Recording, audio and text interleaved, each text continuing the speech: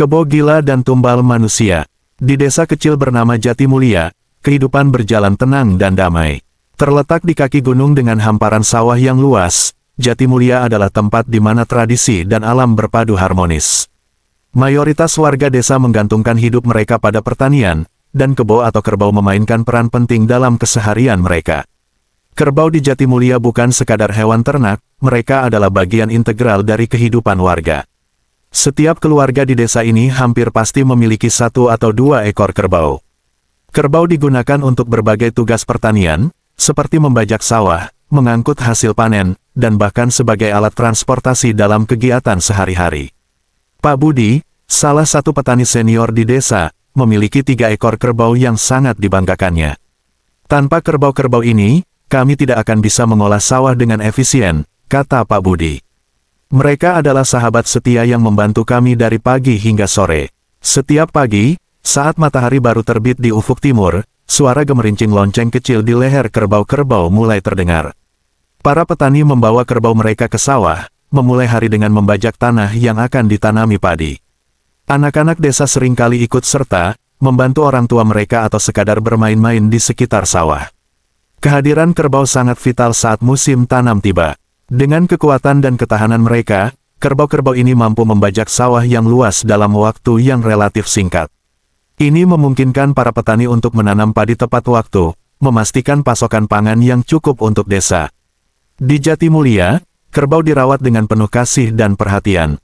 Setiap petani memastikan bahwa kerbau mereka mendapatkan makanan yang cukup dan air yang bersih. Kerbau juga dimandikan secara teratur di sungai-sungai yang mengalir di sekitar desa. Selain itu, warga desa percaya bahwa kerbau memiliki roh yang harus dihormati, sehingga mereka sering melakukan upacara kecil untuk meminta berkat dan perlindungan bagi kerbau-kerbau mereka. Pak Jaya, seorang petani yang bijaksana, selalu mengajarkan anak-anaknya pentingnya merawat kerbau dengan baik. Kerbau adalah anugerah dari Tuhan, kata Pak Jaya. Mereka membantu kita bertahan hidup dan menjaga tanah ini tetap subur. Kerbau juga memiliki tempat istimewa dalam budaya dan tradisi Jatimulia. Setiap tahun, desa mengadakan festival panen yang diikuti dengan upacara penghormatan untuk kerbau. Pada saat itu, kerbau-kerbau dihias dengan kain dan bunga, kemudian diarak keliling desa sebagai tanda terima kasih atas bantuan mereka selama musim tanam. Akan tetapi, hal ini tidak berlangsung lama. Pada malam purnama penuh, desa Jatimulia yang biasanya tenang dan damai berubah menjadi tempat penuh teror. Di tengah malam yang dingin, di bawah sinar bulan yang terang, suara gemuruh yang aneh mulai terdengar dari kandang kerbau milik Pak Jaya, salah satu petani senior di desa itu. Pak Jaya yang sedang tertidur lelap tiba-tiba terbangun oleh suara gemuruh yang tak biasa. Ia mendengar suara keras dari arah kandang kerbau miliknya. Penasaran dan khawatir, ia segera bangun dan keluar dari rumah dengan membawa obor untuk melihat apa yang terjadi. Di depan kandang, Pak Jaya melihat salah satu kerbaunya, Kebo Geni, bertingkah aneh. Kerbau itu menggeram dan menggaruk-garukkan kakinya ke tanah dengan keras, seolah-olah sedang menghadapi ancaman yang tak terlihat. Matanya yang biasanya tenang sekarang bersinar liar, penuh kemarahan dan ketakutan. Tiba-tiba, Kebo Geni mengeluarkan suara menggelegar dan mulai mengamuk. Ia merobohkan pagar kandang dengan mudah, tanduknya yang kuat menghancurkan kayu-kayu yang menghalangi jalan.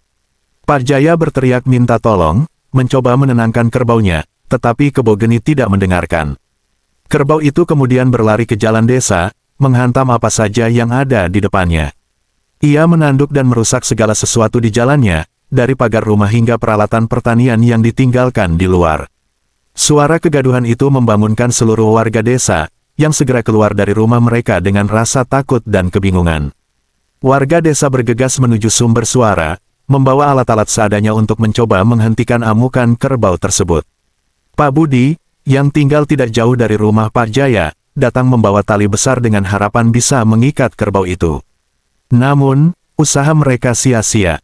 Kebo Geni terlalu kuat dan ganas untuk ditaklukkan.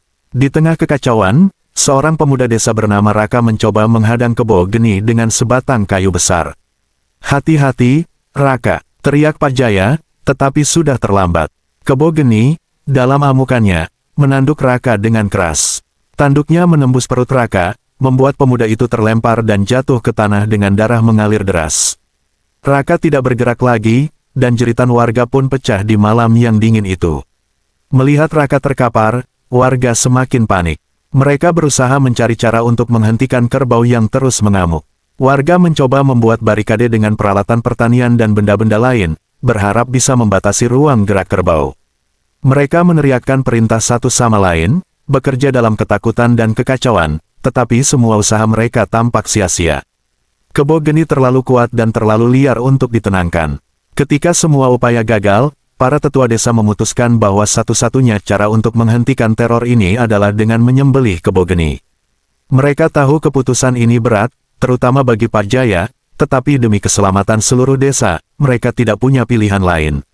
Beberapa warga yang lebih berpengalaman akhirnya berhasil menjebak kebo geni di sudut sawah dengan menggunakan tali dan jebakan kayu. Dengan hati yang berat, Pak Jaya mendekati kerbaunya yang masih mengamuk tetapi mulai kelelahan. Dia mengelus kepala kebo geni dengan penuh kesedihan, berbisik lembut di telinganya. "Maafkan aku, Geni, ini harus dilakukan." Ketika pisau tajam mulai menggores leher kebo geni, kerbau itu mengeluarkan suara terakhirnya yang memilukan sebelum akhirnya luluh, jatuh ke tanah. Malam yang mencekam itu akhirnya berakhir, tetapi meninggalkan luka mendalam bagi semua warga desa. Setelah kejadian mengerikan malam itu, desa Jatimulya tidak lagi sama. Malam purnama yang sebelumnya penuh dengan ketenangan kini berubah menjadi malam penuh kecemasan. Kejadian amukan kebo geni meninggalkan trauma mendalam, dan ketakutan warga semakin bertambah ketika malam purnama berikutnya tiba. Malam purnama berikutnya datang dengan cepat. Kali ini, suara gemuruh datang dari kandang kerbau milik Pak Budi. Kerbau miliknya, Kebo Angin, mulai bertingkah aneh. Matanya berkilau liar di bawah sinar bulan, menggaruk-garukkan kakinya ke tanah dengan keras. Pak Budi, dengan rasa takut dan deja vu, segera menyadari bahwa kejadian mengerikan itu akan terulang. Kebo Angin merobohkan kandangnya dan berlari ke arah jalan desa, menanduk apa saja yang ada di depannya. Jeritan warga kembali terdengar, dan kegaduhan malam itu membangunkan semua orang. Kali ini, warga desa sudah lebih siap, tetapi kecemasan mereka tidak berkurang. Mereka mencoba menangkap dan menenangkan Kebo Angin dengan cara yang sama seperti sebelumnya, tetapi upaya mereka lagi-lagi sia-sia. Kerbau itu menanduk seorang pria parubaya hingga tewas, dan beberapa warga mengalami luka-luka. Setelah berjam-jam berusaha tanpa hasil, warga akhirnya berhasil menjebak Kebo Angin di sudut desa dan menyembelihnya. Namun, ketakutan dan kecemasan tidak hilang begitu saja. Mereka tahu bahwa masalah ini belum selesai. Kejadian tersebut tak berhenti di situ. Pada purnama berikutnya kejadian itu berulang kembali. Salah satu kerbau milik warga kembali mengamuk dan membuat seorang warga tewas. Dan kejadian keempat kembali menyusul membuat seorang warga kembali tewas. Dengan berulangnya kejadian itu, warga desa berkumpul di balai desa untuk membahas kejadian ini. Para tetua, termasuk Pak Jaya dan Pak Budi, mencoba mencari tahu penyebab kerbau-kerbau mereka mengamuk. Mereka mendiskusikan berbagai kemungkinan, kutukan, penyakit, atau bahkan gangguan gaib. "Ini bukan kebetulan," kata Pak Jaya dengan suara penuh ketakutan. 4 kali berturut-turut, kerbau kita mengamuk pada malam purnama. Ada sesuatu yang salah di sini. Apakah ada yang melakukan sesuatu yang melanggar adat? Tanya Bu Wati, seorang warga desa. "Mungkin kita dihukum karena kesalahan kita." Diskusi berlangsung berjam-jam, tetapi tidak ada yang bisa memberikan jawaban pasti. Mereka mencoba berbagai solusi, dari upacara adat hingga memanggil dukun untuk membersihkan desa dari energi negatif. Namun, setiap malam purnama berikutnya, kejadian yang sama terulang dengan kerbau yang berbeda. Warga desa mulai putus asa. Mereka mencoba mencari solusi dengan berbagai cara, tetapi tidak ada yang berhasil. Mereka bertanya-tanya apakah ada kutukan yang menimpa desa mereka atau apakah ada sesuatu yang lebih dalam dan lebih gelap yang sedang terjadi. Suatu sore, para tetua desa berkumpul di balai desa. Mereka duduk dalam lingkaran, wajah mereka menunjukkan keletihan dan keputusasaan. Pak Jaya, yang menjadi saksi pertama dari amukan kerbau, memulai pembicaraan. "Kita tidak bisa terus begini," katanya dengan suara penuh keprihatinan. "Setiap malam purnama, kita hidup dalam ketakutan. Sudah saatnya kita mengambil tindakan." Pak Budi, yang juga kehilangan kerbaunya dan melihat teror dengan mata kepala sendiri, mengangguk setuju. "Setiap kerbau yang kita miliki sudah menjadi ancaman. Mungkin kita harus mempertimbangkan sesuatu." Para tetua lainnya mendiskusikan berbagai opsi, dari upacara adat hingga meminta bantuan dari desa tetangga. Namun, setelah diskusi panjang, mereka sepakat bahwa larangan memelihara kerbau adalah langkah yang paling logis dan segera dapat diterapkan untuk keselamatan semua warga. Keesokan harinya, pengumuman penting disampaikan kepada seluruh warga desa di balai desa. Para tetua, dipimpin oleh Pak Dullah, berdiri di depan warga yang berkumpul dengan penuh harap dan kecemasan. Kami telah memutuskan, kata Pak Dullah dengan suara tegas. Untuk keselamatan kita semua, mulai hari ini, memelihara kerbau di desa ini dilarang. Ini adalah satu-satunya cara untuk menghentikan teror yang kita alami setiap malam purnama. Warga desa terkejut, tetapi mereka tahu bahwa keputusan ini diambil demi kebaikan bersama. Meskipun kerbau adalah bagian penting dari kehidupan dan perekonomian mereka, nyawa mereka lebih berharga. Satu persatu, mereka menyetujui keputusan tersebut dengan berat hati. Kita akan bekerja sama untuk mencari alternatif pengganti kerbau dalam aktivitas pertanian kita. Yang terpenting sekarang adalah keselamatan kita semua, tambahnya. Dengan keputusan itu, warga pun berbondong-bondong menjual kerbau mereka. Bahkan mereka tak peduli kerbaunya ditawar dengan harga murah. Mereka hanya ingin mendapat ketenangan. Dengan adanya larangan ini, kandang-kandang yang dihuni kerbau kini kosong, hanya meninggalkan bekas kenangan. Dengan adanya larangan ini, kandang-kandang yang dihuni kerbau kini kosong, hanya meninggalkan bekas kenangan. Meski berat, warga merasa lega dengan keputusan ini. Mereka berharap bahwa tanpa kerbau di desa, teror malam purnama akan berakhir. Setiap malam purnama berikutnya, warga berkumpul di rumah-rumah mereka dengan perasaan lega, berharap bahwa keputusan para tetua akan membawa kedamaian kembali ke desa mereka. Malam purnama berikutnya tiba dengan penuh harap. Warga desa Jatimulia berdoa agar teror yang menghantui mereka akan berakhir. Selama beberapa bulan, desa itu menikmati kedamaian yang telah lama hilang. Warga mulai merasa bahwa keputusan para tetua desa adalah langkah yang tepat. Namun, ketika bulan purnama berikutnya tiba, ketenangan mereka kembali terguncang oleh kejadian yang lebih mengerikan. Malam itu, sinar bulan purnama menerangi desa dengan cahayanya yang lembut. Seekor kerbau, yang muncul entah dari mana, membawa teror yang menghancurkan segalanya. Semuanya dimulai dengan suara gemuruh dari arah hutan. Warga yang berada di luar rumah segera menoleh, mencoba mencari tahu asal suara tersebut.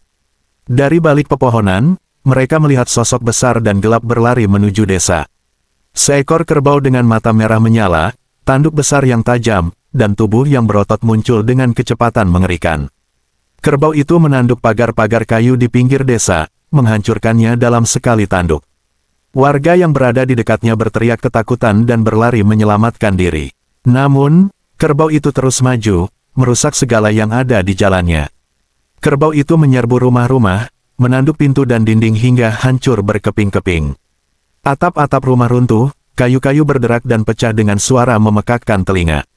Warga yang berada di dalam rumah terpaksa melarikan diri melalui jendela atau pintu belakang, berusaha menghindari kerbau yang mengamuk.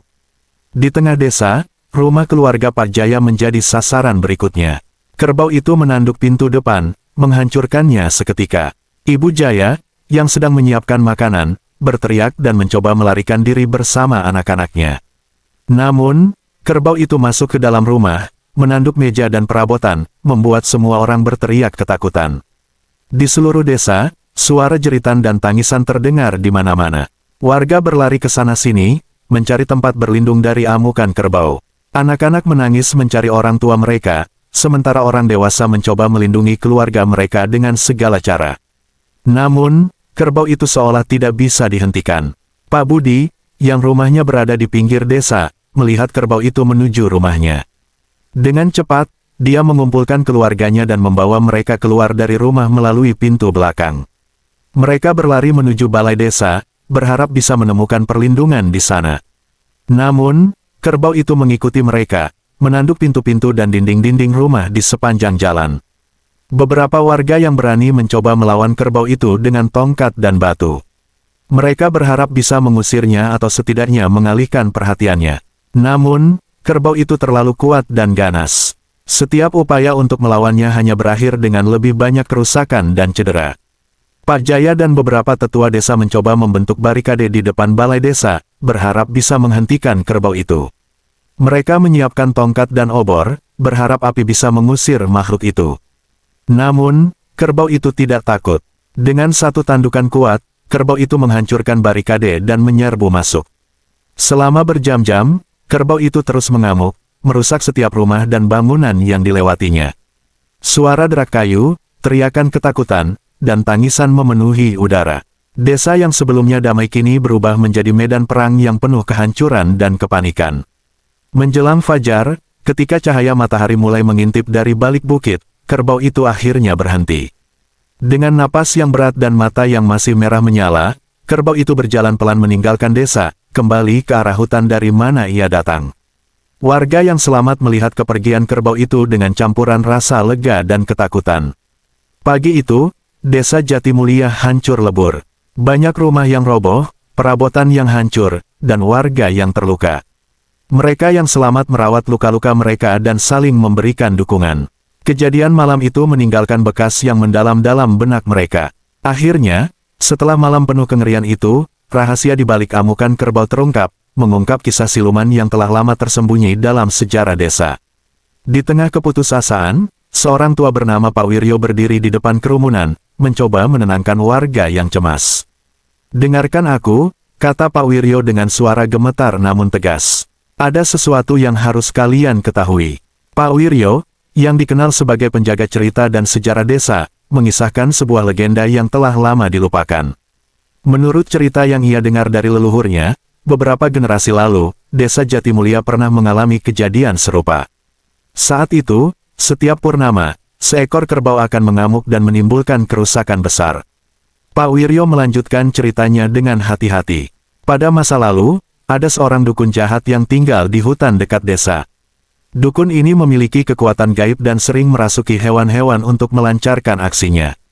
Namun, dukun tersebut dibunuh oleh warga desa karena perbuatannya yang kejam. Sebelum mati, dukun itu bersumpah akan membalas dendam dan merasuki kerbau-kerbau di desa setiap purnama. Roh dukun itu menjadi siluman, mencari tubuh kerbau untuk merasuki dan melampiaskan amarahnya. Setiap purnama, kerbau yang dirasuki akan mengamuk, menimbulkan teror dan kehancuran di desa. Setelah kerbau-kerbau itu disembelih, siluman akan kembali mencari tubuh baru untuk dirasuki pada purnama berikutnya. Namun, ketika larangan memelihara kerbau diberlakukan, siluman tidak lagi menemukan tubuh kerbau untuk dirasuki.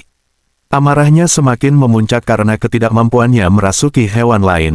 Pada purnama terakhir, siluman memaksa diri muncul dalam wujud kerbau, meski tidak ada kerbau di desa, dan melampiaskan kemarahannya dengan lebih ganas. Pak Wiryo menundukkan kepala, mengenang cerita leluhurnya. "Kita telah mengulangi sejarah yang sama," katanya. "Siluman itu mengamuk karena dendam yang belum terselesaikan. Leluhur kita menemukan satu cara untuk menghentikan teror ini," lanjut Pak Wiryo. "Tetapi itu adalah cara yang sangat sulit dan mengorbankan. Satu-satunya cara untuk menghentikan teror ini adalah dengan tumbal. Dan tumbal itu adalah manusia." Pak Wiryo menceritakan kembali sejarah desa. Pada masa lalu, ketika teror kerbau siluman pertama kali terjadi, para tetua desa dan dukun mendapati bahwa satu-satunya cara untuk menghentikan amukan siluman adalah dengan mempersembahkan tumbal manusia. Tumbal ini haruslah seseorang yang telah melakukan kesalahan besar di desa, yang dipercaya menjadi penyebab kemarahan siluman. Menurut cerita leluhur, siluman ini mengamuk karena merasa tidak dihormati, jelas Pak Wiryo. "Ada seseorang di desa kita yang telah melakukan kesalahan besar dan membuat siluman marah." Warga desa mulai bertanya-tanya siapa di antara mereka yang telah melakukan kesalahan. Ketegangan meningkat, dan orang-orang saling menuduh, mencoba menemukan pelaku yang sebenarnya. Pak Wiryo menenangkan mereka, mengatakan bahwa harus ada pemeriksaan hati-hati sebelum membuat keputusan. Setelah penyelidikan mendalam, terungkap bahwa seorang pemuda bernama Banu telah melanggar adat desa. Banu diketahui telah merusak sebuah tempat suci di hutan, tempat di mana roh-roh leluhur dan siluman diyakini bersemayam. Tindakan Banu dianggap sebagai penghinaan besar, dan inilah yang diyakini menjadi penyebab amukan siluman kerbau. Dengan hati yang berat, para tetua desa akhirnya memutuskan bahwa Banu harus menjadi tumbal untuk mengakhiri teror ini. Banu, yang awalnya menyangkal perbuatannya, akhirnya mengakui kesalahannya dan menerima nasibnya demi keselamatan desa. Akan tetapi, warga desa banyak yang protes dengan keputusan itu. "Tumbal manusia, Itu tidak bisa diterima, seru seorang warga. Kita tidak bisa mengorbankan hidup seseorang demi menghentikan teror ini. Tetua desa mencoba menenangkan warga. Kami tahu ini sulit diterima, tetapi kita tidak punya pilihan lain. Ini satu-satunya cara yang diajarkan leluhur kita. Kami tidak bisa tinggal di desa yang meminta tumbal manusia. Ini tidak benar, seru seorang pemuda bernama Arman. Lebih baik kita pergi daripada melihat seorang teman kita dikorbankan. Warga mulai berdiskusi di antara mereka. Banyak yang setuju dengan Arman, merasa ngeri dengan gagasan mengorbankan sesama. Saya setuju dengan Arman, kata seorang wanita tua. Kita harus pergi. Kita bisa memulai hidup baru di tempat lain. Meskipun tetua mencoba memberikan peringatan, keputusan sudah dibuat. Warga mulai berkemas, membawa barang-barang berharga mereka dan meninggalkan desa yang telah mereka huni selama berpuluh-puluh tahun. Desa Jatimulia yang dulu ramai kini menjadi sunyi dan kosong. Rumah-rumah dibiarkan terbengkalai, ladang-ladang yang subur ditinggalkan begitu saja. Satu persatu warganya pergi dengan langkah berat namun tegas. Banu, yang menjadi pusat masalah ini, berjalan dengan kepala tertunduk, merasa bersalah namun juga lega bahwa dirinya tidak akan dikorbankan. Desa Jatimulia akhirnya menjadi desa hantu, sepi tanpa kehidupan. Suara gemerincing lonceng sapi, tawa anak-anak, dan suara bising pasar desa hilang begitu saja. Alam mulai mengambil alih, tumbuhan liar tumbuh di jalan-jalan yang dulu dilalui warga.